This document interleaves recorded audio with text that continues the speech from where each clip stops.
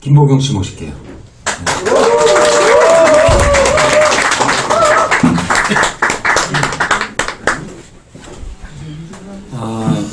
매일 여기 나오면서 오늘처럼 이렇게 다 테이블 쳐버리고 지금 여러분들이 앉아 계신데 새삼스럽죠, 그죠?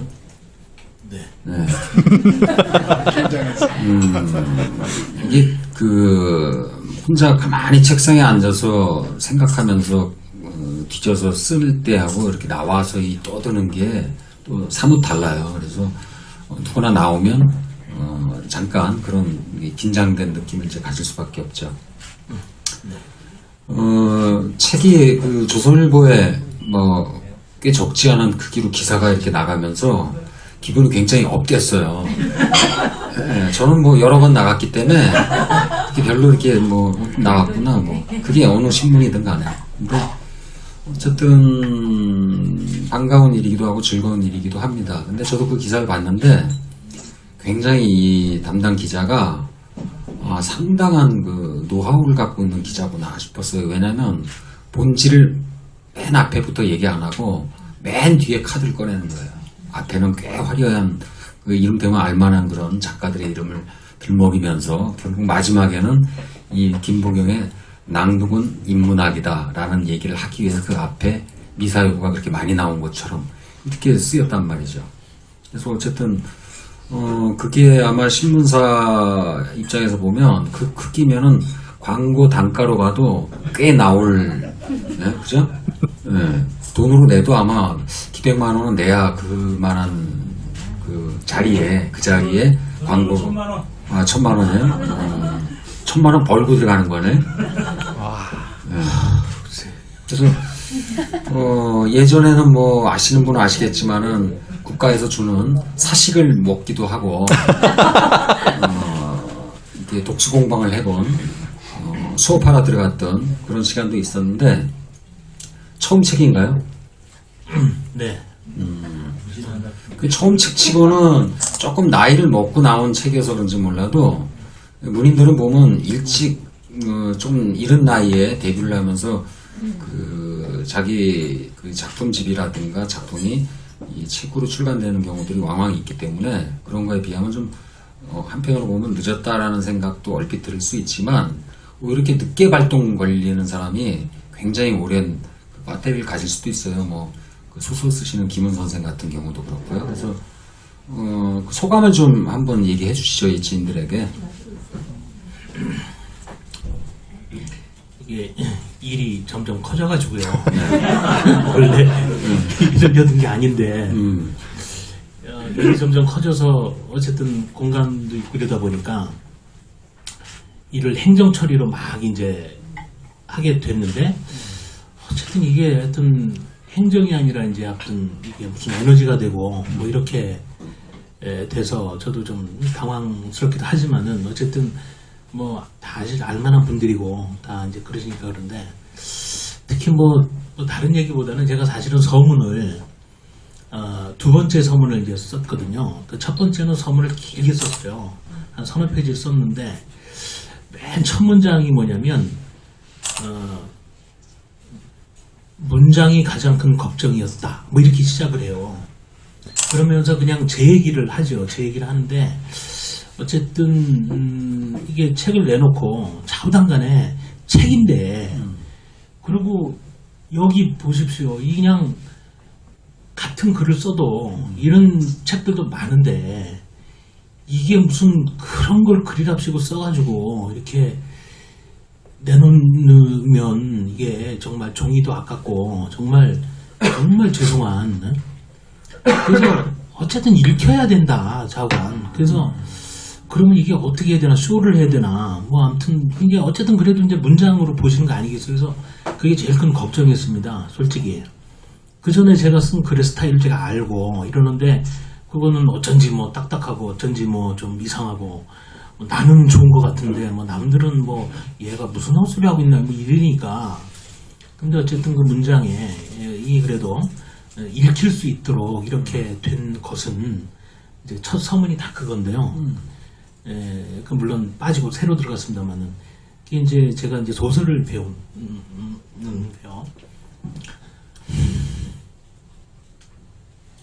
근데 지금 보면은 이 책을 내주신 그 현자의 마을이요? 네. 네, 현자의 마을 대표님 와 계시죠? 예. 한번 뒤돌아봐 주세요. 네. 딱 보시는 순간에 현자로서 딱 보이죠. 반갑습니다. 자신 없어하는 그런 책을 또 내주신 분이 오셨으니까 얼마나 반갑겠어요. 예, 반갑습니다. 네. 뭐 나이도 갖고 그래서 만만해가지고. 아니 저는 그대로 제가 몇 군데에서 출판 제의를 받아서 그 경쟁 속에서 낸 작가이기 때문에 좀 달라요. 왜냐하면 아니 실제 그래요. 그게 이유가 있어요.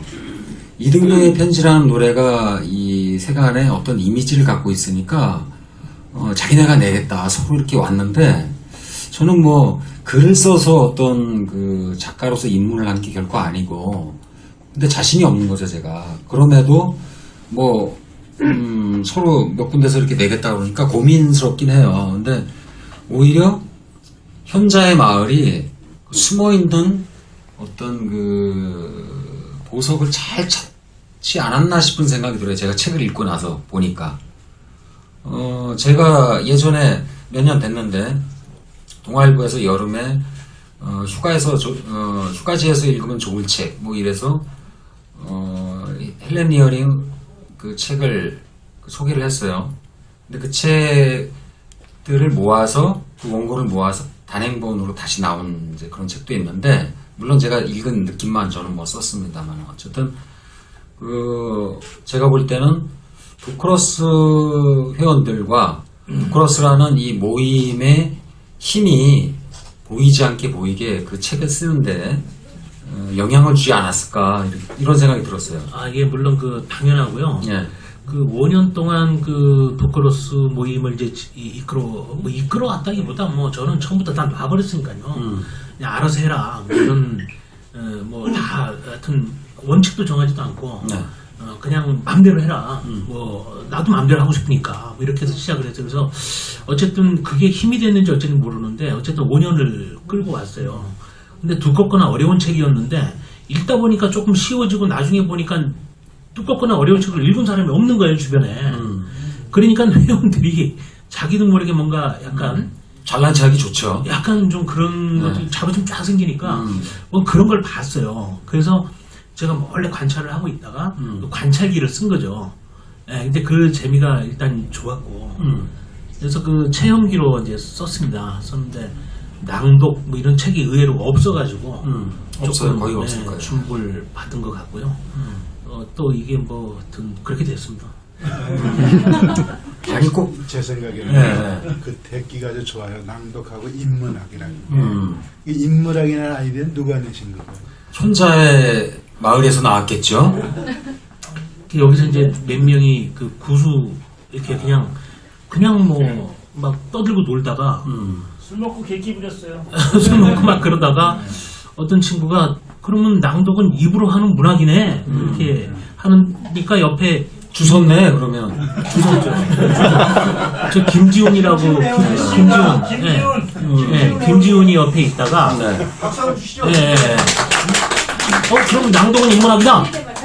뭐 어때? 괜찮네. 뭐 아무 짬 없이 철없이 저러는 거예요. 좋아요. 네. 근데 그 얘기 딱 듣는 순간 전부 뭐 이렇게 돼가지고 마침 그때 이제 편집기에 했던 우리 그 맹한성 주간이 있어서 바로 그냥 좋다 이러고 호응을 해서 바로 그냥 제목이 거기서 정해졌습니다. 그러니까 현명하고 좋은 생각은 꼭 그렇게 쓸데없이 놀 때 그때 생길 수도 있어요. 글쎄 말이에요. 잘하려고 그러면 잘 안 되고 그냥 좀 이렇게 편안하게 사람이 좀 릴렉스 되고 네. 이럴 때 오히려 뜬금없는 얘기처럼 들리는 그런 것들 중에서 네. 그 좋은 게 나올 수 있어요. 그러게요. 그래서 네. 뜻밖의 저는 이제 사실은 솔직히 얼떨떨 하고요. 지금 뭐 잘 썼다, 뭐 재밌다, 뭐 이런 얘기를 하고 심지어 저기 바깥에 있는 저 친구 중에 하나가 이제 고두현 시인하고 잘 아는데 그 고두현 시인이 한꺼번에 다 읽었다고 그런 얘기를 하더래요. 그래서 재밌다고 먼저 막 얘기를 했다 그러면서 뭐 그런 얘기를 해서 뭐 고두현이라는 사람은 뭐 시인은 시이요 베스트셀러도 내고 뭐 시인이고 글도 잘 쓰니까 그 양반이 이렇게 썼다 그러면은 좀 괜찮은 거예요? 그냥 그랬는데 네. 지금도 저는 제가 잘 썼다 뭐다 이건 모르겠고요. 그냥 뭐 감사라기보다도 감사도 잘 모르겠고, 그냥 읽히긴 읽히나 보다. 그리고 이제 굉장히 다행으로 생각하고, 그리고 이제 아까 이제 드리려던 말씀 중에 이제 좀 제가 좀 묻고있는데, 하여튼 그러니까 이렇게 이제 초반에 겸손하다가 조금 나가면 이제 어깨에 힘이 들어갈지도 모르겠어요. 나중에 문제인데. 강신주 씨 같은 경우에 요새 아주 그 인문학이라는 그 요즘의 트렌드에 가장 힘입은 철학가이기도 하면서 저술가라고 볼 수도 있는데, 스스로 얘기했을 때 자기 책이 몇 권째 쓴 이후부터 알려지고 아마 시대가 도래하지 않았나 이런 생각을 합니다. 왜냐하면 예전에 쓴 내용이라는 게 지금 뭐 바뀌고 이런 건 아닐 테고 쓰여 있는 게 그런 걸 미뤄서 보면은 이 낭독이라는 것이 우리가 아는 걸로는 머리로는 다 이해를 할 건데 실제 우리가 낭독이라는 것을 이 모여서 어떤 책을 어려운 책이라든가 어떤 책을 읽어보면 지금 김보경 씨 얘기한 것처럼 그 힘에 도움을 받아서 같이 읽어볼 시간을 갖는다는 건 상당히 중요한 의미라고 봐요. 그러니까 혼자 읽었더라면 덮어 그러고서 그냥 끝났을 어떤 내용들의 책들도 섞여 있을 건데, 그죠? 예. 그래서 오늘 그 좀 이 우아한 커피숍이 아니고 아니면 수육집에서 했으면 김보경 씨가 수육 한 점씩 크게 한번 내야 될 코러스 식구들한테. 수육 문제 집을 팔아야죠. 집을 팔아야 되고요. 뭐 아무튼 아니 그러면 저 김주영 선생처럼 뭐 한 10권짜리 책 사면 책 내면은 집 두 채 팔아야겠네. 김종호 선생님이 집 두 채 안 파셨어요? 그래서 어쨌든 뭐 여러분들 와주셔서 감사하고요. 오늘 저는 모르는 분들이 좀 몇 분 계세요. 그래서 김보경 씨가 나온 김에 네. 여기 뭐 넓지 않은 자리니까 예. 좀 소개를 시켜주시죠. 예.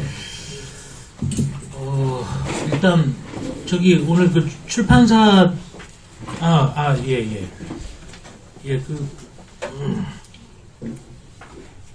그 출판사에 그 이제 선생님은 뭐 나중에 네. 이렇게 하시고 그 요 책을 이 만들 때 처음에 이제 기획을 했던 그 맹한승 주간을 뭐 빼놓을 수가 없는데요. 맹한승 주간이 좀 일어나서 조금 배경과 지혜학교 얘기도 좀